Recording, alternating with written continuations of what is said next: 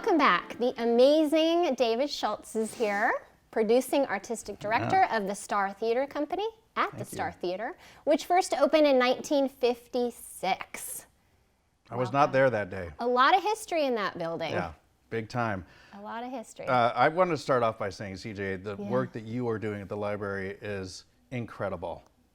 Sincerely, I think you are literally doing what people all over the world need to understand about what a library brings to a community. It's not just a book. Wow. It's a place where people meet, congregate, and the stuff you're doing is beautiful, so thank you. Thank you. Side note. note. My goodness. Thank you so much. That means a lot. That means a lot. Now back to the theater, and now which back is to your you. neighbor. My neighbor, we really took live theater for granted, didn't we? We may have. We did, yeah. It's really interesting. People ask me that a lot. You know, what? I don't know if we certainly love it, and we know that it was always there for us. Right. So, but I have to say that the audiences in San Diego are amazing. Yeah.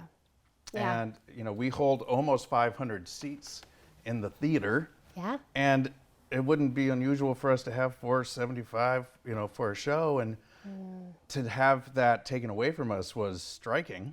Yeah.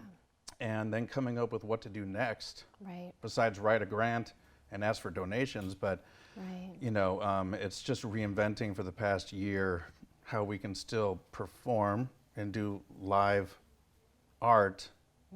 And now we're just streaming it to the homes and the phones and laptops. But I firmly believe that when we are able to get back into a theater, it's going to be a spring awakening of people just really celebrating. Yeah. So I tell this a lot to my students. You know, I think the first rehearsal of the first musical that we get to do, I think we're all just going to cry through the whole thing. Yeah. And that'll be cool. I agree. But for now, what are you doing? I know you have an academy, right? And you have some offerings coming up. So I want folks to know about that. Sure. I want them to hear We've that. been teaching what I call COVID camp for several months now, and it's all under the CDC guidelines, and we take that very seriously. I have a family, of course, and I want everyone to be healthy and happy, and we figured out a way to tweak our classes to where we can work with kids and adults. So we've been teaching for several months now. Great. And we've been doing classes for little kids age 7 to 12. Okay. And then we have classes for 13-year-olds to 18, and that's for the teenagers, and then our adults are just 18 and up, and the adults are having a good time as well. But it's been really busy for me because instead of directing 6 shows in 2020, I directed 1, and then I taught so many classes that it's been kind of interesting because it's been a way for me to really connect with people one-on-one, which has been fun. But I really look forward to getting back in the building with actors and audience.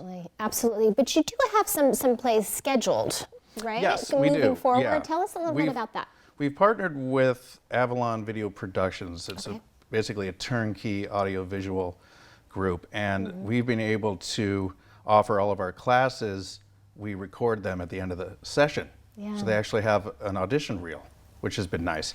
And then we've been recording live music, and we've got some cabarets coming up, and we've been filming that on stage live, and then we stream it to the homes, and some of that info will be on the screen for you there. But we've got several things coming up this year, including, I'm going to squeeze in a musical or two this year. So we're going to be doing Anything Goes, because, you know, after something like this, anything goes. And everything will. So we're going to do that, and that's going to be singing and dancing on the stage. And you know, as long as people keep staying healthy and they get vaccinated, we can turn a corner and start doing this. But I will say, with the streaming aspect of theater, I feel like that's always going to be with us now. Because the idea of taking San Diego theater, which has always been so powerful, and offering that to people anywhere that have an internet connection, I find that very intriguing. Not just because we want everyone in the world to know the Star Theater, but I want everyone in the world to know what Oceanside and North County, San Diego has to offer. So awesome. That's kind of what I'm thinking. Good. I love that thought. I love that thought. So how can people find out what you do have on tap And should they go to their website, to your website? Yeah. What would you like them to do? The website is great, startheaterco.com. Okay. We'll have all the info. Also a way for people to support us. I mean, it's been a tough year, and that's for all the theaters and nonprofits. So I urge everyone in our community to take a moment, visit the websites of your 2 theaters in Oceanside and beyond, and just see how you can help. Absolutely, Yeah. absolutely. It's an important historic theater, Yep. an amazing theater company, and it's so wonderful to get a chance to chat with you, David. Thank you.